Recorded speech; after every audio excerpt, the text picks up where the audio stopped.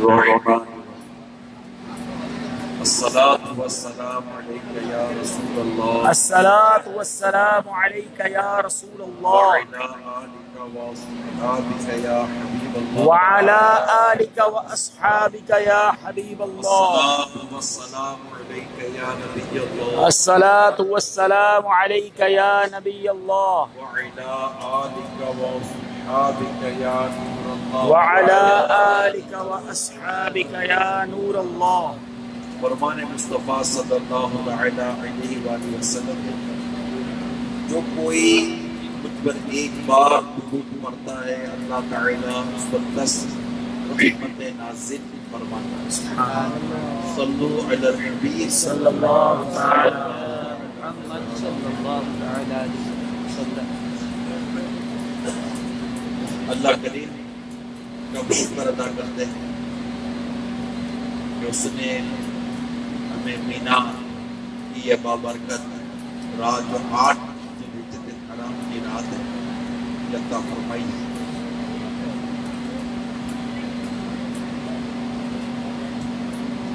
ابھی بھی دعا یہ ہو رہی ہے اور جنرلی طور پر حاجیوں کا جو ذہن ہے وہ دعا مینا میں بھی آئیں گے تو ہمیں یہ بتایا جائے گا کہ یہاں پورا مینا میں دعا کا مقام ہے. مکے میں جاؤ کعبے کو دیکھو دعا قبول ہوتی ہے. کعبے کی طرف منہ کر کے مطلب وہ مقام ہے دعا کی قبولیت کا. مقام ابراہیم دعا کی قبولیت کا منتظم باب کعبہ حکیم پاک زمزم پیر زمزم ہمیں یہی کہا جائے گا کہ یہاں دعا قبول اور واقع دعا قبول. مینا دعا عرفات وہاں دعا کرو دعا کرو. مسجد خیف کے پاس ہے گزرے تو کہا کہ یہاں دعا کرو یہاں دعا قبول ہوتی ہے. دعا اتنی بڑی ایک نعمت ہے یعنی آپ کو اور ہمیں خوشی ہوتی ہے تو ہمیں کہا جائے نا کہ یہ جبل رحمت ہے یہاں جاؤ وہاں دعا قبول ہوتی ہے. ہم بہت دوڑ کر وہاں چلے جاتے ہیں. ہمیں کہا جاتا ہے کہ اس جگہ پر پہنچ جاؤ یہاں دعا قبول ہوتی ہے. ہم بولر ماں جاتے ہیں دعا کرتے ہیں دعا ہو. اللہ نے دعا بھی کیا شے بنائی اور ہمارے دل میں اس دعا کی اتنی حرص ڈالی اتنی حرص ہے آپ ہمیں ملتا ہے تو آپ کہتے ہیں دعا کرنا. وہ آپ کو کہتا ہے دعا کرنا. ماں آپ کو کہتی ہے دعا کرنا. باپ آپ کو کہتے ہیں دعا کرنا. آپ ماں باپ کو کہتے ہیں دعا کرنا. یا رب سے کہتے ہیں یا اللہ دعا کرنا. وہ بھی فرما دو دعونی استجب لکم مجھ سے مانگو میں دعا قبول کرتا ہوں. دعا قبول بھی کرتا ہے اور اس نے دعا کے اتنے اسباب بنائے. ابھی تھوڑی دیر پہلے پتہ چلا یا بارش لیکن اس طرح میں دوڑتا ہوا ہمارے مکتب میں داخل ہوا تو کہا بارش ہوتی ہے دعا کہ برستی بارش میں دعا قبول ہوتی ہے. دعا کپڑے پہنو تو دعا آئینہ دیکھو تو دعا استنجا کھانے میں جاؤ تو دعا باہر نکلو تو دعا کھانا کھانے سے پہلے دعا کھانا کھانے کے بعد دعا سواری پر جاؤ تو دعا گھر کے اندر داخل ہو تو دعا. اللہ کریم اور اس کے پیارے حبیب صلی اللہ علیہ وسلم کتنی دعائیں کی ہمیں تعلیم دی. ہمیں قرآن کریم میں جا بجا یہ کرام دعائیں اور کرتا ہوں کہ بس ہر طرف دعائیں آپ کو کچھ ہو گیا بچ گئے کسی کی دعا کا ماں کی دعا کا باپ کی دعا کا پیر صاحب کی دعا کا ہمیں دعا یاد ہے.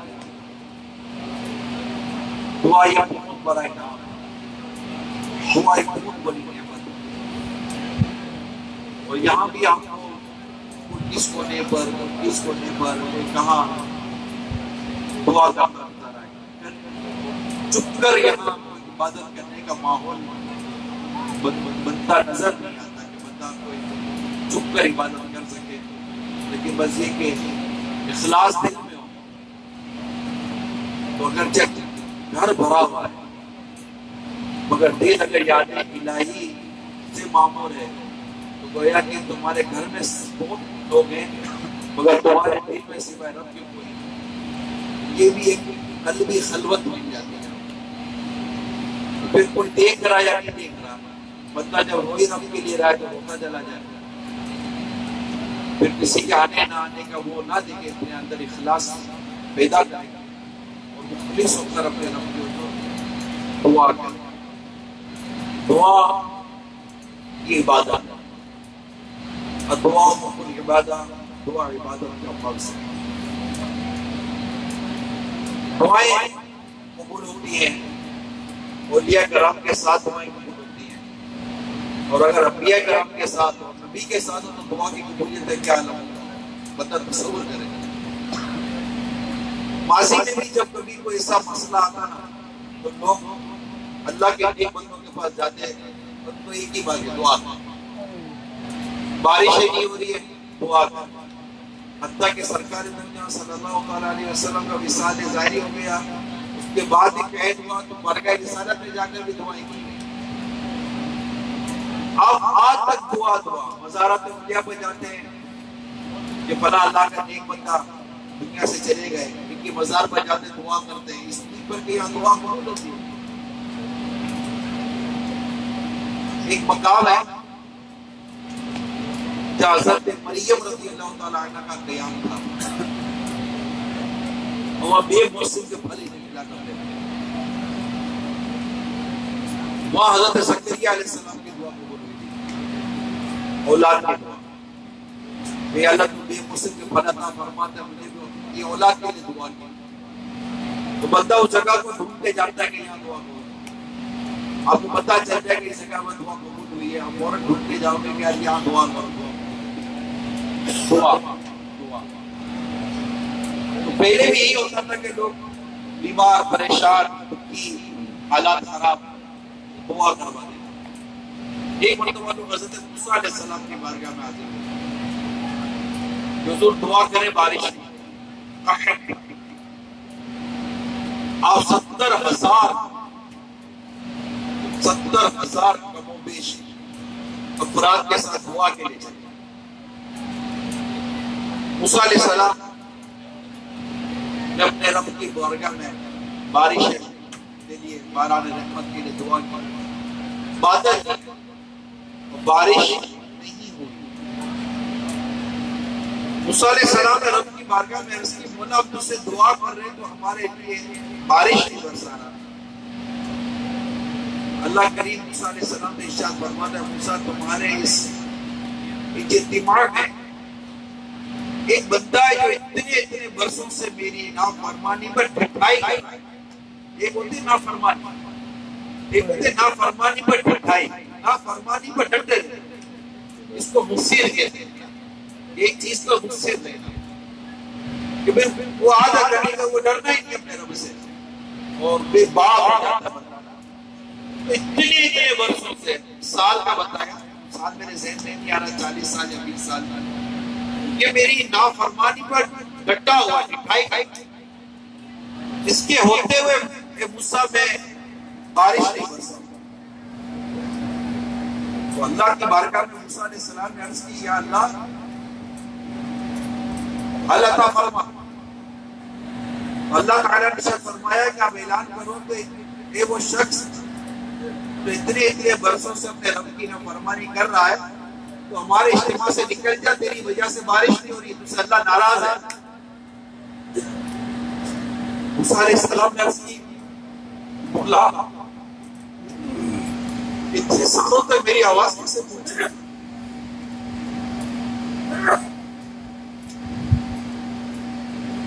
اللہ نے ارشاد فرمایا، موسیٰ آپ آواز لگائیں، پہنچنا ہمارا کام۔ موسیٰ علیہ السلام نے وہی آواز بلند کی، سب تک پہنچی اور وہ جو شخص تھا وہ چادر اوڑھے کھڑا تھا، دعا میں وہ بھی شامل تھا۔ موسیٰ علیہ السلام کی جب آواز سنی کہ ایسا ایسا شخص ہے وہ نکل جائے کہ اس کے ہوتے ہوئے اللہ بارش نہیں برسائے، اس شخص نے دائیں بائیں دیکھا کہ کوئی نکل نہیں رہا ہے، گویا کہ یہ میں ہی ہوں، کوئی اور نہیں ہے، یہ میں ہی ہوں جس کی وجہ سے بارش نہیں ہوئی۔ اب وہ کیا کرے گا؟ اس سے چادر ہی چادر میں اپنے رب سے عرض کیا، اللہ اگر میں نکلتا ہوں تو رسوا ہوتا ہوں، رہتا ہوں تو بارش نہیں ہوتی، ان کا نقصان ہو رہا ہے، میری عزت رکھ لے مولا، سچی توبہ کرتا ہوں، آج کے بعد گناہ نہیں کروں گا، تیری نافرمانی نہیں کروں گا، بارش برسا دے، ایک پر بارش برسا دے، میرے گناہ معاف کر دے۔ بارش برسنے لگی، موسیٰ علیہ السلام نے بارگاہ الہی عرض کی، مولا میں نے کسی کو جاتے دیکھا نہیں کہ کوئی یہاں سے نکلا ہو، گویا کہ وہ گناہگار اسی اجتماع میں موجود ہے مگر تو نے بارش برسا دی، اس کا سبب کیا ہے؟